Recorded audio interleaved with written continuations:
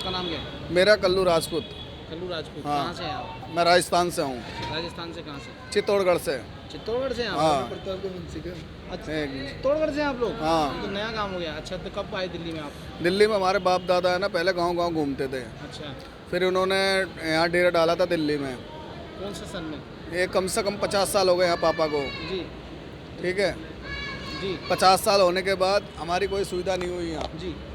हाँ कोई भी सुविधा नहीं हुई। हाँ हाँ। तो हमने गवर्नमेंट को, हमारी कम से कम 4-5 बार झुग्गी भी टूट गई। जी ठीक है, तो हमारी कोई मतलब हमारे जो बर्तन वर्तन थे खाने पीने के वो सारे तोड़ दिए थे। हमारे बच्चों की किताबें थी, हमारे आधार कार्ड थे, पैन कार्ड थे, सब बेकार, वो मतलब सब रद्द हो गए। जी सही है। तो इसके बाद जो मेट्रो बनी थी, जी मेट्रो के वालों के जो मेट्रो के नीचे झुग्गियाँ थी, जी। उन मेट्रो वालों ने झुग्गियाँ दी थी इन मुसलमानों को। अच्छा। इन मुसलमानों वालों, जो मुसलमान है ना, बिहारी भी मुसलमान भी, उनको मिली थी घेवरा। घेवरा गांव लांगलोई के पास पड़ता है, हाँ उनको मिली थी।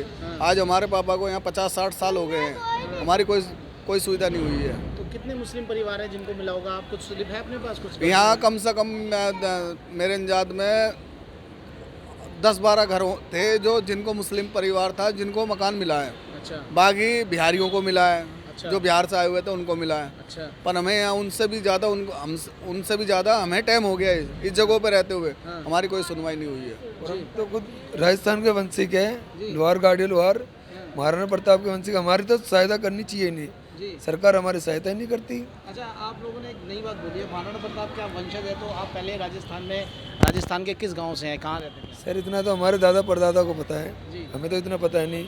मगर हमारा जन्म, हमारे माँ बाप का जन्म भी यहाँ पर दिल्ली में हुआ है। ऐसा हुआ? सरकार हमारी सुनती नहीं है, पता नहीं क्या वजह है। इतनी सर्वे चल चुकी है, अपनी जोन एमसीडी ऑफिस के पास से तोड़ फोड़ हुई, वहाँ पे भी बीजेपी का राज था, जब बीजेपी ने वहाँ पे भी अलाउड की थी, मगर ज़मीन ही नहीं मिली हमें। जी। और कभी भी आती है बीजेपी आती है। बिल्कुल सच बोल रहे हो ना? बिल्कुल सर, कोई झूठ तो वाली बात नहीं है। सर झूठ किसमें है नहीं सर, हमारे पर क्योंकि लिखत ऐसा होता है, मैंने अभी अंदर गया था, मैं कुछ लोगों को मिल चुका है या ऐसा कुछ है, कुछ लोगों को मिल चुका है, वो बताते नहीं है वो। सर हमें हमारे बच्चों का वंशिक देखना अब कि बच्चे पढ़ लिख के घर मकान में बैठे, हमें भी देखना अब। मगर ऐसी कमाई है नहीं सर अब। क्या करते हैं आप लोग? सर हमारा यही है, तवे कढ़ाई वगैरह बाजारों में बेचते हैं बस। अच्छा, लोहे का सामान बाजारों में बेचते हो? बाजारों में बेचते हैं, बाजारों में बेचते हैं और बना के खुद अपना ना लोहे का सामान खरीद के, जैसे लोहा खरीद के फिर उसको बना के, फिर उसको कटिंग वटिंग करके जब बना के बेचते हैं। अब कहाँ मिल रहा कुछ भी नहीं, अब नहीं है, कुछ बचत है नहीं। हम यूँ सोचते हैं हमारे बच्चे आगे बढ़े, घर मकान में हमें बहुत शौक है रहने का, लेकिन काम ही नहीं। पढ़ रहे हैं, कुछ बच्चे पढ़ भी रहे हैं सर, पढ़ रहे हैं? कौन सी पढ़ रहे हैं क्लास में बच्चे। पढ़ती है गुड़िया? ये पहली में है, एक लड़का है MKG में, ये सरकारी में। बहुत जी प्राइवेट के तो हमारे पास इतनी रकम नहीं है जो प्राइवेट में बिठाए। अच्छा, सरकारी स्कूल में बच्चे? सरकारी में सर गुजारे नहीं हो रहा, पेट गुजारे बच्चों का नहीं हो रहा, तो प्राइवेट में कहाँ से पढ़ाएंगे हम। कौन से सन में आप लोग आए थे, आप क्या बता रहे? सर मेरा तो जन्म 1984 का, मेरा जन्म भी बताते हैं यहीं का ही है। 1984 का आपका जन्म है और आप जब से यहाँ पर रह रहे हो झुग्गी बनाकर? से पहले से जन्म से पहले हमारे दादा परदादा भी यहीं पे रहते थे। हमारे पापा का जन्म यहाँ का है। ये पानी की टंकी ना शादरा, यहीं पे रहते थे। और ये वाली झुग्गियाँ, जो इसके पीछे वाली झुग्गियाँ हैं, वो कब बसी हैं? ये तो अभी बसी है, करीब 2010 में बसी हुई थी ये, 2010 में। 10 साल हुए इन्हें? ये क्या नाम है, सीलमपुर से जो गुरुद्वारा है सीलमपुर का, वहाँ तोड़ फोड़ हो गई थी इनकी, नाले पे इनकी झुग्गियाँ थी। फिर इन्होंने है ना ऐसे डेरा सा डाला था, डालते डालते इन्होंने झुग्गियाँ बना ली फिर पक्की। तो मतलब यहाँ पे भी दो चीज़ें हैं कि एक तो झुग्गियाँ रेलवे की ज़मीन में वो बसी हुई हैं, और एक ये वाली जो फ्लाईओवर के नीचे है। रेलवे वाली जो रेलवे के नीचे की झुग्गी है ना, ये 2010 के अंदर है ना, इनको है ना ये वहाँ से हटाए गए थे, फिर ये यहाँ आए थे, फिर इन्होंने यहाँ डेरा डाला था। हाँ, और ये आप लोग जो फ्लाईओवर के नीचे रह रहे हैं? मैं फ्लाईओवर के, जब ये फ्लाईओवर भी नहीं था, मेरे कम से कम मेरी 40 साल एज हो गई है, अभी 40 साल एज हो गई है, जब ये फ्लाईओवर भी नहीं था, जब से हम यहाँ रह रहे हैं। पहले फ्लाईओवर के बाहर थे, फ्लाईओवर के बाहर थे। जब ये फ्लाईओवर बन गया तो इसके अंदर हमने झुग्गी बना ली, इधर रोड निकल गया था। अच्छा, सरकार कुछ देगी आपको या कुछ ऐसा कुछ देगी? तो एक मिनट, तो विस्थापित होने के लिए तैयार हो आप लोग?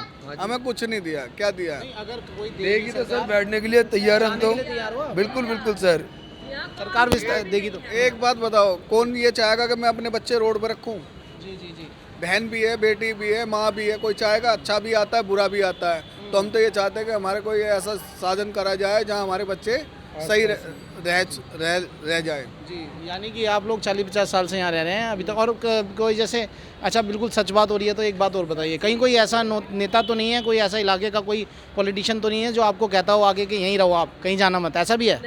नहीं, ऐसा कोई नहीं कहता। सब लोग ये कहते हैं कि मदद दिलाएंगे। मदद दिलवाएंगे। जब वोट का टाइम होता है ना तो जब तो आ जाते हैं, जब वोट उनका काम हो जाता है, जब वो हाथ शकल ही नहीं दिखाते। कितनी वोट है आपकी? हमारे यहाँ कम से कम है 500 साढ़े 500 परिवारों की वोट है हमारे यहाँ। 500-550 परिवारों की वोट। हाँ अच्छा, आगे पीछे सब हाँ मिला। हाँ। तो यानी कि बेसिकली आप लोग तैयार हैं, अगर कोई विस्थापित होने की बात हुई तो आप लोग, लेकिन आपको मकान पहले दे देना चाहिए। जरूरी, हम तो चाहते हैं कि हमारे बच्चों का भविष्य बने इस रोड से। हम तो बच्चों का बस उनको घर छुपाने के लिए, सर छुपाने के लिए जगह मिल जाए। सर आसपास में हम तो सोच रहे हैं आसपास में कहीं पे अगर जगह मिल जाए ना तो कोई दूर जाने की जरूरत नहीं। अगर देखो रोड का किनारा, वहाँ पे हमारा कारोबार भी चलता रहेगा। अच्छा, मैं एक बात कहना चाह रहा हूँ, जैसे ये फ्लाईओवर है, सरकार के कोई काम में तो नहीं आ रहा ना ये फ्लाईओवर।